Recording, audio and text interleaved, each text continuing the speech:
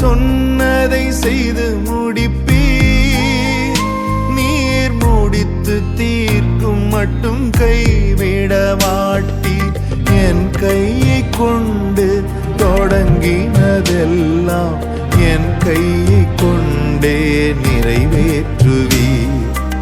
என் கையை கொண்டு நீர் தொடங்கினதெல்லாம் என் கையை கொண்டே நிறைவேற்றுவீர். மறவாமல் நினைப்பவரே, இயேசையா நிறைவேற்றி முடிப்பவரே. Price Lord. ஆண்டவராக இயேசு கிறிஸ்துவின் நாமத்தினாலே உங்களுக்கு நண்பின் வாழ்த்துக்கள். இந்த நாளிலும் உங்க எல்லாரும் இந்த வீடியோ மூலமாக பார்க்கறது ரொம்ப ரொம்ப ரொம்ப ரொம்ப ரொம்ப சந்தோஷம். உங்க எல்லாத்துக்கும் விஷ் ஹாப்பி நியூ இயர். ஒரு புதிய வருஷம் 2024 வருஷத்துல கர்த்தர் கிருபையாய் நம்மளை கொண்டு வந்திருக்கிறார். இதற்கு நம்ம கொஞ்சம் கூட தகுதி இல்லாதவர்கள், நம்முடைய நீதி எல்லாம் அழுக்கான கந்தையாக இருக்கிறது. ஆனால் கர்த்தர் நம்மளை அவருடைய நீதியின்படி நம்மளை அழைத்து நம்மளை அபிஷேகித்து கிருபையாய் நம்மளை நடத்தி கொண்டு வருகிறதை பார்க்கும்போது ஒன்றே ஒன்று மாத்திரம்தான் நம்முடைய இருதயத்திலிருந்து ஆண்டவருக்கு நன்றி மாத்திரம்தான் நம்ம சொல்ல முடியும். அல்லேலூயா. எனவே இந்த வீடியோவில் பார்த்து கொண்டிருக்கிற உங்களை ஆண்டவர் அதிகமாக நேசிக்கிறார்.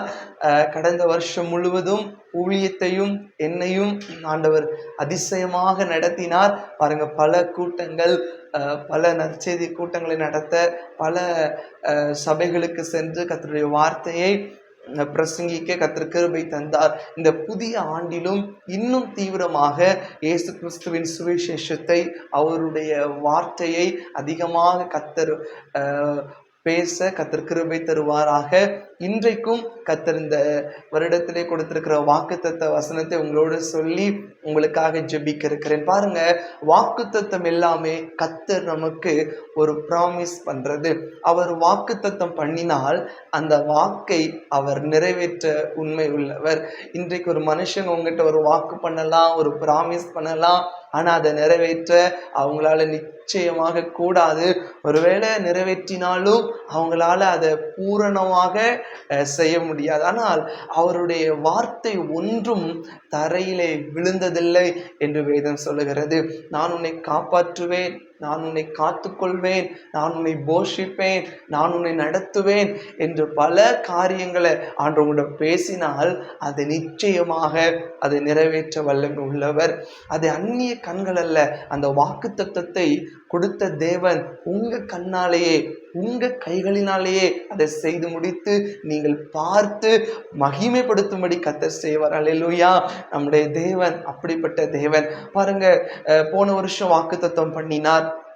அது அதிசயமாக கர்த்தர் அந்த காரியங்களை செய்ததை உணர முடிந்தது. இந்த வருடமும் கர்த்தர் வாக்குத்தத்தம் பண்ணுகிறார். பாருங்க, ஏசாயா 41 அதிகாரம் 13 வசனம். ஏசாயா 41 அதிகாரம் 13 வசனம். உன் தேவனாய் இருக்கிற கர்த்தராகிய நான் உன் வலது கையை பிடித்து பயப்படாதே, நான் உனக்கு துணை நிற்கிறேன் என்று சொல்லுகிறேன். உன் தேவனாய் இருக்கிற கர்த்தராகிய நான் உன் வலது கையை பிடித்து பயப்படாதே, நான் உனக்கு துணை நிற்கிறேன் என்று சொல்லுகிறேன்.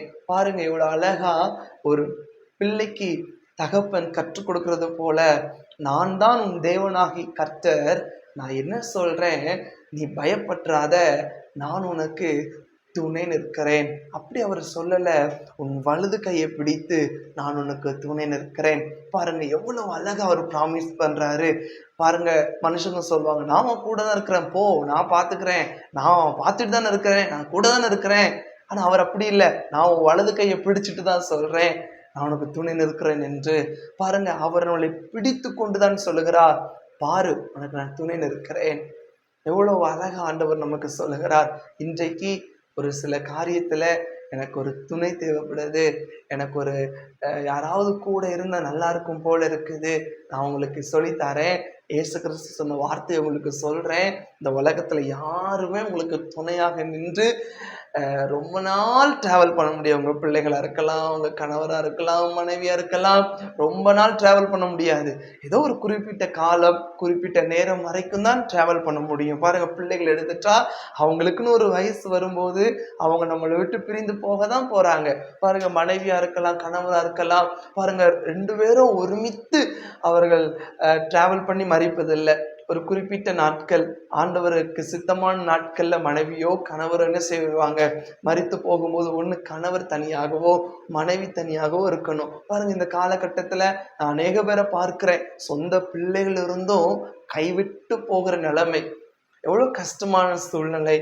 அப்போ நம்மை உண்டாக்கின, நம்மை தாயின் கருவிலை தெரிந்தெடுத்த, நம்மளை அழைத்த, நம்மளை அபிஷேகம் பண்ணின நம்முடைய தேவன் நம்மளை பார்த்து சொல்லுகிறார், நான் உனக்கு துணையாளராக, நான் துணை நிற்கிறேன்.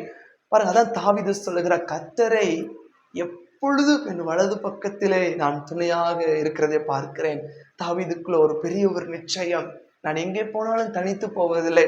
பாருங்க, கோலியாத் என்கிற ஒரு மிகப்பெரிய ஒரு ராட்சதன், அவனை மேற்கொள்ள, அவனை வீழ்த்தி போடுவதற்கு இஸ்ரவேல் இராணுவத்தாலே முடியவில்லை. ஒரு பெரிய ஒரு இராணுவம், ஒரு ஆர்மியாலே முடியவில்லை. பாருங்க, ஆர்மி என்றால் அவர்கள் பல கூட்டமாய் சேர்ந்திருக்கிறவர்கள், பல பேர் இணைந்திருக்கிறவர்கள். பாருங்க, அவங்களாலே முடியல. எத்தனை பேர் துணை நிற்பாங்க? அவங்களாலே முடியல. ஆனால் சிங்கிள், ஒரு தனி மனிதன் தாவீது. எப்படி அந்த தைரியம் வந்தது? தேவன் கூட இருக்கிறார். என்னுடைய தேவனை குறித்து, என்னுடைய தேவனாகிய கர்த்தரை குறித்து அவருக்கு வல்லமை இல்லை, அவரால் ஒன்று முடியாது என்று சொல்லுகிற இந்த பெலிஸ்தன் யார், இந்த பெலிஸ்தன் யார் என்று சொல்லி தைரியமாக தாவீது யுத்த களத்துல இறங்கினது காரணம் என்ன தெரியுமா? அந்த பெலிஸ்தனை மேற்கொள்ள கர்த்தர் இன்றைக்கு அவனை என் கையில் ஒப்பு கொடுப்பார் என்று எனக்கு துணை நிற்கிற தேவனாகி கர்த்தர் மேலே அவன் விசுவாசம் உள்ளவனாய், அவனுக்கு தைரியம் உள்ளவனாய் இருந்தான். பாருங்க, தாவீது அதனாலதான் அடிக்கடி சொல்லுவார், நான் என் தேவனாகி கர்த்தருக்குள் நான் என்னை திடப்படுத்திக் கொள்கிறேன், நான் என் தேவனாகி கர்த்தருக்குள் நான் என்னை தைரியப்படுத்திக் கொள்கிறேன். சோர்ந்து போகும்போது, தனித்து நிற்கும் போது, யாருமே துணை இல்லாத போது நமக்கு ஒரு தைரியம் யார் தெரியுமா? நம்மளை போய் தைரியப்படுத்துகிற இடம் என்ன தெரியுமா? தேவனுடைய சமூகம். நம்முடைய இருதயத்துல கை வைத்து, ஆண்டவரே நீர் என்னோடு கூட இருக்கிறீர், தேவனாகி கர்த்தாவே நீர் என்னோடு கூட இருக்கிறீர், சேனைகளின் கர்த்தரே நீர் என்னோடு கூட இருக்கிறீர் என்று என் ஆத்துமாவோட நம்ம தைரியப்படுத்த நமக்குள்ள ஒரு பெரிய ஒரு பலன் உண்டாகும். அதனாலதான் இயேசு சொன்னார், நான் உங்களுக்கு ஒரு தேற்றரவாளனை அனுப்புகிறேன், அவர் உங்களுக்கு என்ன செய்வார்? துணை செய்வார். உங்கள் பலவீனங்களில் துணை செய்வார். பாருங்க, பரிசுத்த ஆவியானவர் துணை செய்கிறவர், அவர் நல்ல ஒரு துணையாளர். பாருங்க, நம்ம பலவீனப்படுகிறோம், நம் பாவத்தில் ஒரு ஒரு காரியத்துல நம்ம பலவீனப்பட்டிருக்கிறோம், நம்மளால இதை மேற்கொள்ள முடியல, இந்த சூழ்நிலைகளை மேற்கொள்ள முடியல. அந்தபடி ஆவியானவர் தாமே நம்முடைய பலவீனங்களை ஏற்றுக்கொள்கிறவர். பாருங்க, நமக்காக பரிந்து பேசுகிறவர். ஹல்லேலூயா! அப்படிப்பட்ட தேவன் நம்முடைய தேவன் இன்றைக்கு உங்களுக்கு துணை செய்ய போகிறார். அதே ஏசாயா 41வது அதிகாரத்துல 10வது வசனத்தை நீங்க வாசிக்கும் போது, நீ பயப்படாதே, நான் உன்னோடு இருக்கிறேன், திகையாதே, நான் உன் தேவன், உன்னை பலப்படுத்தி உனக்கு சகாயம் பண்ணுவேன், என் நீதியின் வலது கரத்தினால் உன்னை தாங்குவேன். முந்தின வசனத்தை பார்த்தீங்கன்னா, நான் பூமியின் கடையாந்திரங்களில் இருந்து உன்னை எடுத்து அதன் எல்லைகளிலிருந்து அழைத்து வந்து, நீ என் தாசன், நான் உன்னை தெரிந்து கொண்டேன், நான் உன்னை வெறுத்து விடவில்லை. பாருங்க, நீ என்னுடைய தாசன், நான் உன்னை தெரிந்து கொண்டேன், நான் உன்னை வெறுத்து விடவில்லை. ஏன்? பாருங்க, நம்மளை பூமியின் கடையாந்திரங்களில் இருந்து எடுத்தவர், நம்மளை ஏதோ ஒரு சொகுசா, நம்மளை ரொம்ப நல்லவங்களா பரிசுத்தவான்களா அப்படி பார்த்து நம்மளை அழைக்கல. புழுதியில, எளிமையா, குப்பையில இருந்த நம்மளை, கடையாந்திரங்களை யாருமே அறியாத போது, வனாந்திரத்துல இருந்த போது, அழுகையில இருந்த போது, கண்ணீர்ல இருந்த போது கர்த்தர் நம்மளை அழைத்தார், நம்மளை தெரிந்து கொண்டார். நான் உன் கண்ணீரை ஆற்றுவேன், கண்ணீரை துடைப்பேன், கூட வருவேன், நடத்துவேன் என்று சொல்லி ஒரு தாயை போல, தகப்பனை போல நமக்கு அரணாயிருந்தவர். அவர்தான் உங்களை அழைத்திருக்கிறார். அப்ப ஏன் பயப்படணும்? ஏன் சோர்ந்து போனோம்? உங்களுக்கு துணையாக நிற்பார், உங்களுக்கு துணை செய்வார். சத்துரு எவ்வளோ பெரிய ஆயுதத்தை கொண்டு, எவ்வளோ பெரிய போராட்டங்களை கொண்டு, எவ்வளோ பெரிய பிரச்சனைகளை கொண்டு வந்தாலும் நான் இதிலிருந்து ஜெயிப்பேன். ஏனென்றால் என் தேவனாகிய கர்த்தர் என் வலது கையை பிடித்து விட்டார். அதனாலதான் நான் உனக்கு துணை நிற்கிறேன் என்று சொல்லுகிறார் என்கிற ஒரு விசுவாசம், நம்பிக்கை உங்களுக்குள்ள இருந்துட்டா நீங்க நிச்சயமா எந்த சூழ்நிலைகளையும் மேற்கொள்ள ஆவியானவர் பலன் தருவார். நம்முடைய பலத்தினால் 0% கூட நம்மளால முடியாது. நம்முடைய சுயத்தினால் ஒரு 0% கூட முடியாதுங்க. நம்ம இதை செஞ்சிடலாம், மேற்கொண்டுடலாம், இதை பண்ணிடலாம், அதை பண்ணிடலாம், இல்லை, ஒண்ணுமே பண்ண முடியாது. கர்த்தர் கூட இருக்கணும். பவுல் அப்போஸ்தலர் 17வது அதிகாரம் பாருங்க 10வது வசனத்துல, பவுல் கொரிந்து பட்டணத்துல இருக்கும்போது அங்குள்ள ஜனங்களை குறித்து கர்த்தருக்கு ஒரு பெரிய பாரம். அதனாலதான் பவுலை தட்டி எழுப்பி பவுலை குறித்து பாருங்க, ராத்திரியிலே கர்த்தர் பவுலுக்கு தரிசனமாகி 9வது வசனம், நீ பயப்படாமல் பேசு, மௌனமாகிறாதே, ஏன், நான் உன்னோடு கூட இருக்கிறேன், உனக்கு தீங்கு செய்யும்படி ஒருவனும் உன்மேல் கை போடுவதில்லை. இயேசு சொல்கிறார், பயப்படாதே, நன்னோடு கூட இருக்கிறேன், நீ தைரியமாய் பேசு, உனக்கு தீங்கு செய்யும்படி ஒருவனும் உன்மேல் கை போடுவதில்லை. பாருங்க, தேவனாகி கர்த்தர் உங்களை பார்த்து இந்த வருடத்திலே சொல்கிறார், உனக்கு தீங்கு செய்யும்படி எந்த ஒரு மனிதனும் உண்மையில கை போட முடியாது. உனக்கு தீங்கு செய்யும்படி எந்த ஒரு சத்துருவின் வல்லமைகளும் நம்ம கை போட முடியாது. ஏனென்றால் தேவனாகிய கர்த்தருடைய கரம் என்மேல் இருக்கிறது, அவருடைய அபிஷேகம் என்மேல் இருக்கிறது, அவருடைய வல்லமை என்மேல் இருக்கிறது, அவருடைய வாக்குத்தத்தம், அவருடைய வார்த்தை, அவருடைய நடத்துதல் எனக்கு இருக்கிறது. நான் எதற்கு பயப்பட வேண்டும்? சத்துருவே, நான் இன்றும் சொல்லுவேன், நான் இனியும் சொல்லுவேன், நான் கர்த்தருக்குள்ளே நம்பிக்கையாய் இருப்பேன். என் தேவனாகி கர்த்தருக்குள்ளே நான் என்னை திடப்படுத்திக் கொள்ளுவேன். என்னை குறித்து நீ சந்தோஷப்படாதே, நான் விழுந்து போனேன் என்று நீ சந்தோஷப்படாதே. என் தேவன் என்னை இருளில் அல்ல வெளிச்சத்திலே கொண்டு வருவார். சத்துருவே, என்னை குறித்து சந்தோஷப்படாதே, நான் மீண்டும் எழுந்திருப்பேன். என் தேவன் இருளிலிருந்து வெளிச்சத்திற்கு கொண்டு வருவார். சங்கீதக்காரன் சொல்கிறார், கர்த்தரனை வெளிச்சத்தில், பாருங்க சங்கீதம் 39வது அதிகாரம் 11, 12 வாசிக்கும் போது பாருங்க, இருளும் வெளிச்சமாகும், அவர் இருளை அகற்றும் துணையாளர். பாருங்க, அவர் வெளிச்சத்தின் தேவன், அவர் வெளிச்சத்தின் கர்த்தர். அவரை ஏற்றுக்கொண்டா அவர் உங்களுடைய வாழ்க்கையில வெளிச்சமா இருப்பார். அவர் போகிற இடமெல்லாம் வெளிச்சம் இருந்துச்சுன்னா என்ன ஆகும்? துணையாளர் உங்க கூட இருக்கும்போது என்ன நடக்கும்? எப்படி ஒரு தகப்பன் ஒரு இருட்டுல பிள்ளை பயப்படுது, அப்போ ஒரு டார்ச் லைட் எடுக்கும்போது பிள்ளைக்கு சந்தோஷமாயிரும்.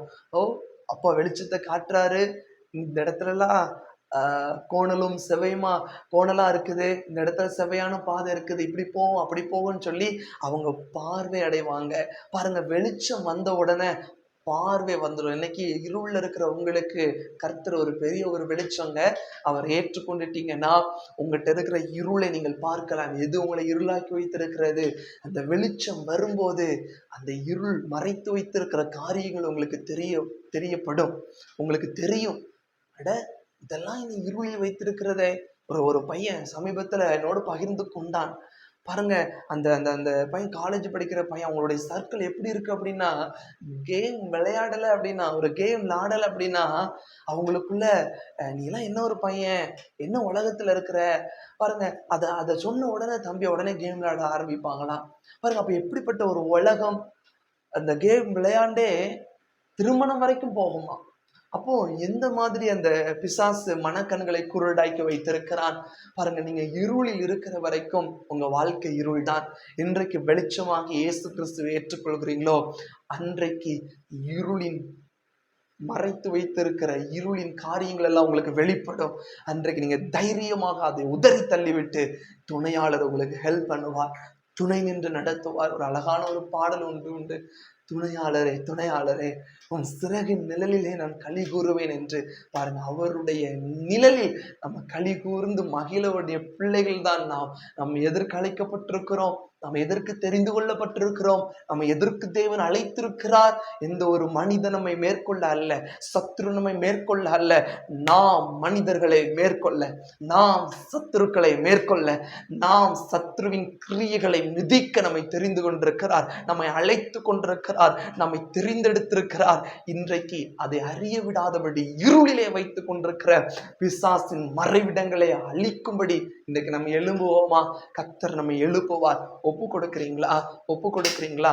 பாருங்க, உன் தேவனாகி கர்த்தராகி நான் உன் வலது கையை பிடித்து சொல்லுகிறேன், பயப்படாத, உனக்கு துணை நிற்கிறேன் என்று சொல்லி கண்களை மூடுவோமா? தகப்பனே, இந்த வீடியோவை பார்த்து கொண்டிருக்கிற அருமை பிள்ளைகள், ஆண்டவரே, அருமையான குடும்பங்கள், ஆண்டவரே, குடும்ப தலைவர்கள், தலைவி எல்லாரையும் உடைய கரத்தில் ஒப்பு கொடுக்கிறேன். இப்பொழுதே நசரேயனாகிய இயேசு கிறிஸ்துவின் தழும்புள்ள கரம் தொடுவதாக. எல்லா சத்ரு கொண்டு வந்திருக்கிற போராட்டங்களை இப்பொழுதே இயேசுவின் நாமத்தை நாங்கள் மேற்கொள்ளுகிறோம். அப்பா, நீர் எங்களுக்கு துணையாயிருப்பதற்காக நன்றி, எங்களுக்கு துணையாயிருப்பதற்காக நன்றி. உங்களுடைய கரத்திலே எங்களை முழுமையாக நாங்கள் அர்ப்பணிக்கிறோம். இயேசுவின் மூலம் ஜெபிக்கிறோம் நல்ல அருமை பிதாவே, ஆமேன், ஆமேன். ஆத்துமாவே கர்த்தரை ஸ்தோத்திரி, என் முழு உள்ளமே அவருடைய பரிசுத்த நாமத்தை ஸ்தோத்திரி. என் ஆத்துமாவே கர்த்தரை ஸ்தோத்திரி, கர்த்தர் செய்த சகல உபகாரங்கள் மறவாதே. Amen, amen. Thank you. God bless you. மீண்டும் ஒவ்வொரு மாதமும் இணைந்து கொள்ளுக வாக்குத்தத்த மீட்டிங். God bless you.